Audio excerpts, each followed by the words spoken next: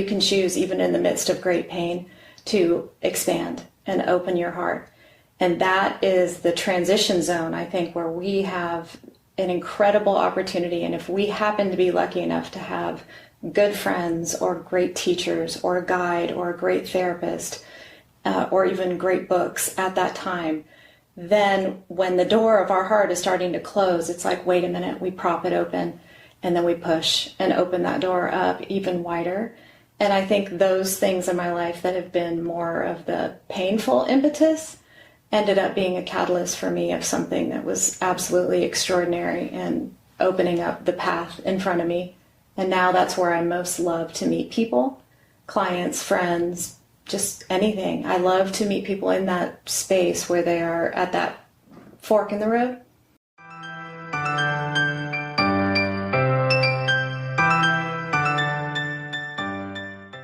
Welcome to Envibe Live Conversations with Amy Parker and Cheryl Dunn. By tuning in, you are joining a community that will inspire you to increase balance, wellness, and joy in your life. We'll offer expert information and insightful conversations to help us on our journey to live more Envibe. For more information and articles, remember to also check out our website at envibelife.com. That's ENVIBELIFE.com. We're grateful that you're here.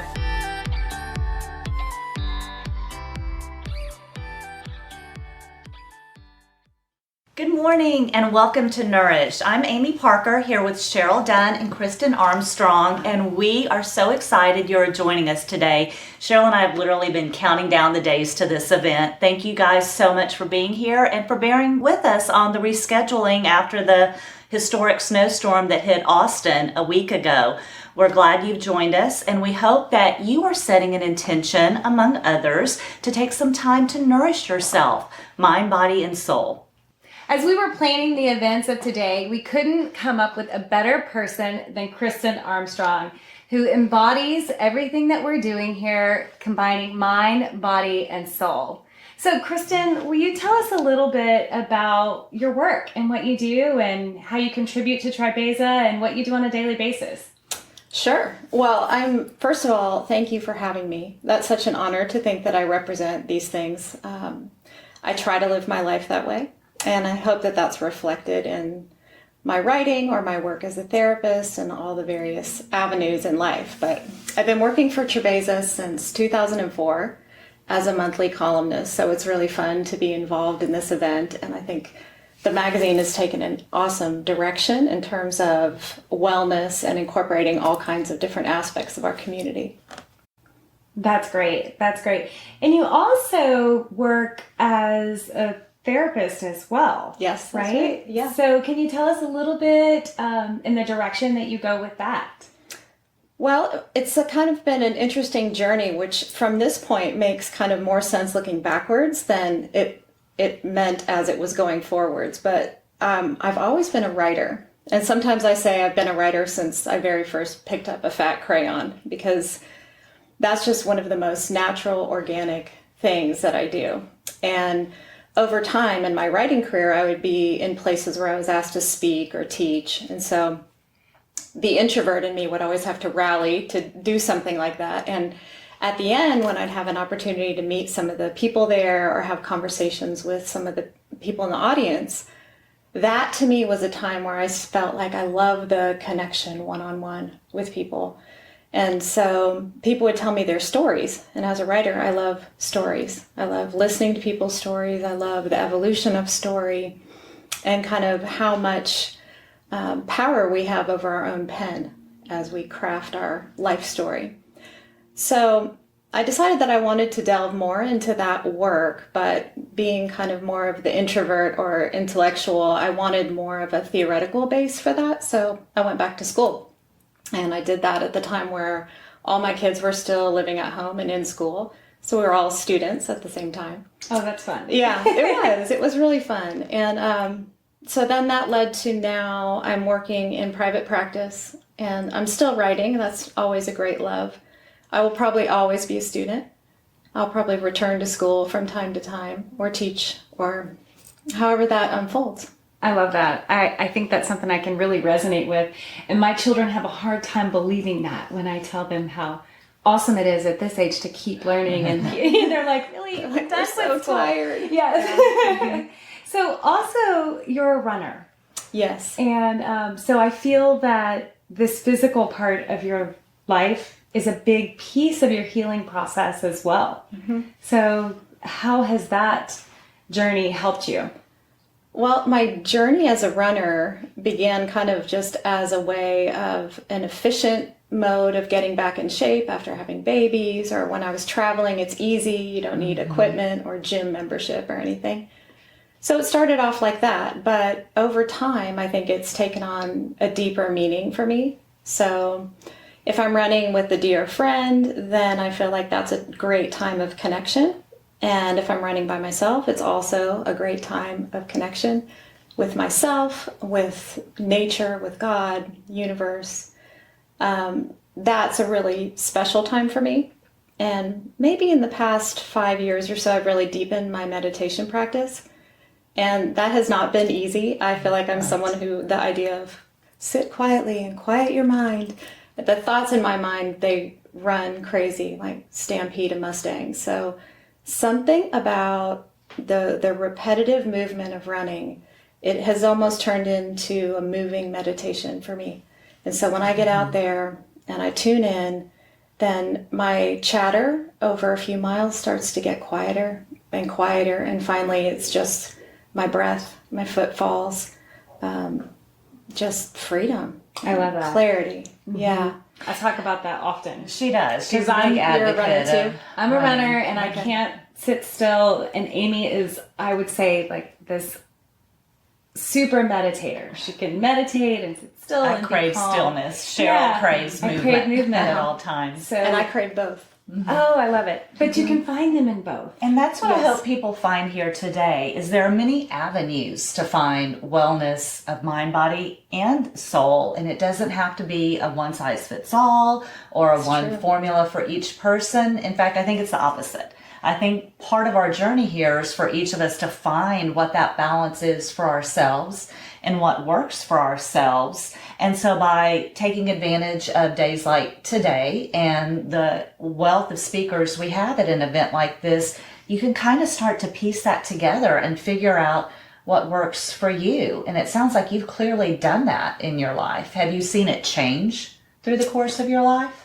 Very much so. But I love what you said at the beginning about setting an intention for today. Yes. And I love it when a yoga instructor does that. I love it when someone who's leading a meeting or a seminar does that. I think we need more of that in our lives. And so I think that's a cool idea for today. And I try to do that every morning. So that's part of a daily practice for me. I call it my morning workroom. And it incorporates meditation. And, you know, after my time in the workroom, I'll usually go for a run or get some exercise. But during that time, it's quiet, it's prayer, it's meditation, it's gratitude and intention. And setting the intention for the day, not just in terms of what I want to do, but who I want to be, how I want to show up that day, how I want to show up for my clients or my friends or my children, whatever that looks like. Just how do I want to be in the world today? And I try to incorporate that practice every morning. And it's been an incredible, life-changing thing for me. And so we sent out a video a few days before the event asking everyone to set an intention for today, but maybe this is a time you can reflect upon it if you haven't yet done that. And also give yourself permission to let that change during the day. Don't view that as something that becomes static or that you judge yourself over if you don't fulfill it or if something else pops up to you as the day goes on. That's true. And sometimes I change my intention when I'm changing the segment of my day. So if I have a change in clients or I'm in a shift from work mode into a social mode or something, I'll set an intention for myself as I shift so that I can show up with all of me in that next space. Because it's easy when we're not being intentional to be somewhat fragmented and then parts of us will show up. But I like it when I have the feeling that I'm arriving, all of me in one place.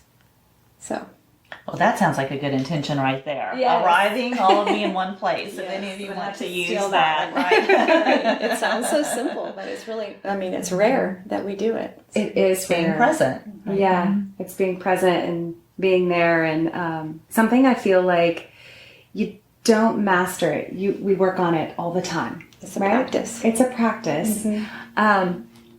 Would you say, I've noticed in my life and other people that I've talked to or worked with, that there's usually a piece or an event in their life that creates this shift or this change. I know me personally, there was a death in the family that created this piece of me that opened up to all of this and realized that I needed this in my life. I needed to think about not just my physical body, to really, or compartmentalize them. My spiritual practices over here and my physical practices over here, that I needed to stop putting them in different boxes and really open the box and put them all together. So would you say you've ever had that experience in your life, that maybe there was something that brought you to the realization that all of these things need to be together? I talk with people about that, and I call it the pizza versus paella. I used to look at my life like that. Like, here's my slice for this, and here's work, and here's fitness, and then everything kind of got mixed together, and it was more like paella. So all kinds of ingredients all mixed together, more servings than you thought. And I kind of like that idea, rather than being so compartmentalized or rigid. So I agree with that, definitely. And yes, I mean, there have been different seasons in my life that have changed me in different ways, different things that have happened. I think I've always had a really strong spiritual, faith-based foundation, but probably in the past maybe 5 years, a series of things happened. One with one of my kids, one with a really close friendship that is gone, and a relationship.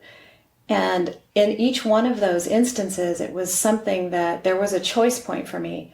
When you have the feeling like, oh, you just want to crawl in bed and pull the covers up, or you want to close your heart, and you're in this transition zone. And I think then that's when everyone has this incredible, empowering choice. You can either constrict and close your heart, or you can choose, even in the midst of great pain, to expand and open your heart. And that is the transition zone, I think, where we have an incredible opportunity. And if we happen to be lucky enough to have good friends or great teachers or a guide or a great therapist or even great books at that time, then when the door of our heart is starting to close, it's like, wait a minute, we prop it open, and then we push and open that door up even wider. And I think those things in my life that have been more of the painful impetus ended up being a catalyst for me of something that was absolutely extraordinary and opening up the path in front of me. And now that's where I most love to meet people, clients, friends, just anything. I love to meet people in that space where they are at that fork in the road. Yeah. Well, and I think that one important message in that too is that everything is here to teach us something. It's whether we're willing to accept that fact and learn the lesson we're supposed to be learning, I think. Right. Yes, I agree with that. And I think the biggest lesson of all is knowing that no matter what happens to us, what tragedy, what trauma, anything, that there is absolutely nothing worth closing our hearts over. That's the ultimate tragedy. And so anything other than that, if we can keep our hearts open, then anything's possible for us. That is beautiful. And that could be another intention for the day. Keeping our hearts open. Keeping our hearts open. I just think that is really a big picture and part of the story. And, that those cracks is where the light comes in. I love that. Yeah, I love that. It's great. So can you tell us a little bit more about your daily practice that you do? Amy and I do podcasts often, and we talk about balance in people's lives. So on a daily basis, what do you do to find balance or bring you back to this feeling? Because I know you're a mom and you work, and, we also have that going on in our lives. And sometimes when we get that busy, it's hard to find this place of peace and quiet or calm or balance when the schedules have us running from one stop to the next. Yes, absolutely. I know exactly what you're talking about. And for me, that's why the morning is so essential, because how I start my day determines how my day goes. So if I start out running late and trying to cannonball through the morning and out the door, the rest of my day feels like that. Like I'm always trying to catch it. And so I like to have that time in the morning, like the workroom, like I mentioned, where I have my practices each morning. And then for the work that I do, it's not like selling a product or something where you have if your product is you and you are the vehicle of change and transformation and you're the one who has to show up, then the way you take care of yourself has to be impeccable.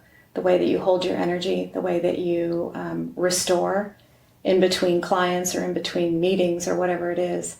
So for me in the morning, that's where my meditation practice is essential, because I have to be able to expand my energy and hold it. Not only that, but create space between myself and my client and hold it. And whatever they bring, hold that. And to do it in a way where I can be in empathy and compassion, but without depleting myself. Right? So one of the things that's helped me a lot is kind of an invocation almost. So when I get ready to work, because now I'm on Zoom, so that creates another balance of home and work if you're working from home. So it's a whole added layer of opportunity. But so I go in and I have a candle, and in the morning before I start and see my first client, I'll have an invocation for myself where I say, okay, this day is not relying upon my energy. It's me connecting with higher source of energy. And I think that's where healing comes from, regardless of what your faith perspective may be. And so I light a candle, and that's the representation for me of, okay, this is not about me. I am relying on something more than me. And so then I have my day and I see my clients, and sometimes I'll have a little reset or break in between. And at the end of the day, when I finish, I blow out my candle and say thank you. And I leave it because I know it's in better hands.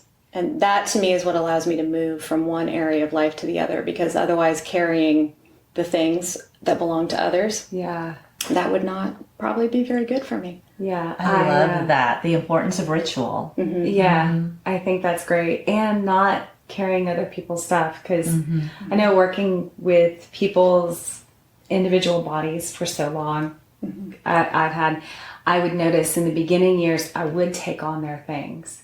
And so I had to have that ritual, that practice, that I was there showing up, but not taking it with me, you know, that helping them on their journey, but not taking it on. Yeah. And that's important. Yeah. And I love that you brought up the Zoom, because here we are a year after COVID. Yes. And you recently wrote about this, you know, and quite a few times. Yeah. So tell us, you know, your perception on this past year, what your takeaways, and how we manage that. I mean, it was a big time for the entire world. For the entire world, it created incredible change. And, you know, I never want to be so quick to shift into what were the blessings of this, because I think there were countless. Because I also want to have the reverence for how much loss and pain that people have experienced, and losing people or losing jobs or losing their normal life. It's been in a lot of ways tragic.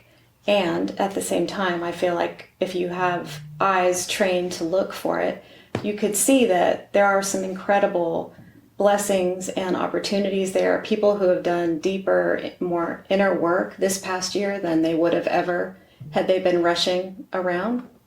We had to stop. We had to really look at ourselves and our relationships, our life choices. And I think it created almost like this amazing filtration process. And things that maybe weren't as important, or things that we thought were really important, but maybe when they were gone and we didn't miss them, we realized, you know what, I didn't need all that. And here are the things that are sacred to me. Here are the things that I won't skimp on ever again, because now I know what it is to have this limited perspective in a good way. So it can be very refining this past year. Now, of course, everyone's ready to kind of stretch and come out of the cave a little bit and re-enter what would be normal life, but I don't know that normal equals same. I think we've all changed. New. But you know, what came to me as you were saying that was a really great exercise to go through would be list those things for which you're grateful from the past year, and then start to focus on those things to bring more of those about. Or be really mindful about the things you add back in when, I think it's going to be a slow reopening of life. So I don't think it'll be like when the gates open and we all run forward. But we kind of thought that when it was, okay, now it's 2021. Ready? Yeah, right. It's like, okay, not quite. But I think we're going to, if we are very mindful about what we choose to add back in, that rather than just accepting the whole pile of everything back on, I think that would be probably really healthy for everybody. Definitely. I have noticed with little things that start to happen again, like my kids going back to school, or the office opening up a little bit more, that sort of stuff. Those weeks I could definitely feel the energy shift, and having to remind myself to be careful as things are coming back in, to not go back to the craziness that was before, to try and keep some of the peace and calm that I was able to find over staying home, staying put, Yeah. So I think too, some of us, the way that we hunkered down with people close to us that we love, we wouldn't have had that time anyway. There would have been no other way to have, my kids scattered away at college and all back. Like, you don't get that again after they leave the nest. And so taking that opportunity to really enjoy it instead of the whole time wishing it away, I think we're going to look back fondly on some of the aspects of this past crazy year. Yeah, there were some special moments there. So let's talk for a minute to leave everyone with maybe some things they can go in today with. They're about to be presented with a lot of different speakers, a lot of different opportunities. Maybe some of you out there are very experienced retreat goers, and maybe some have never heard a speaker like this before. Do you have any tips to give everyone going into today? How can you make the most out of a day like today? I think maybe being open, because maybe the things that you thought would resonate with you the most, you might be surprised if you're open to that.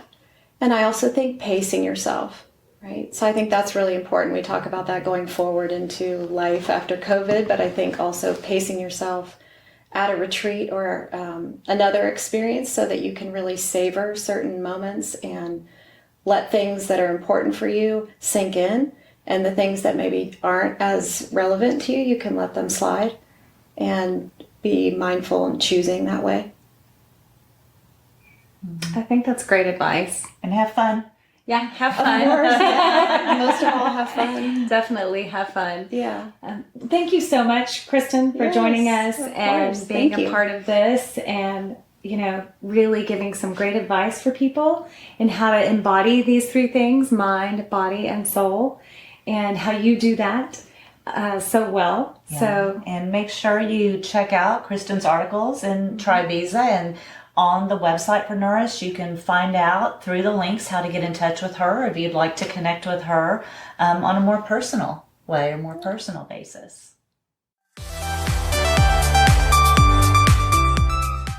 Thank you for listening to Envibe Live Conversations. For more information and to join our community, be sure to check out our website at envibelive.com. We look forward to sharing with you.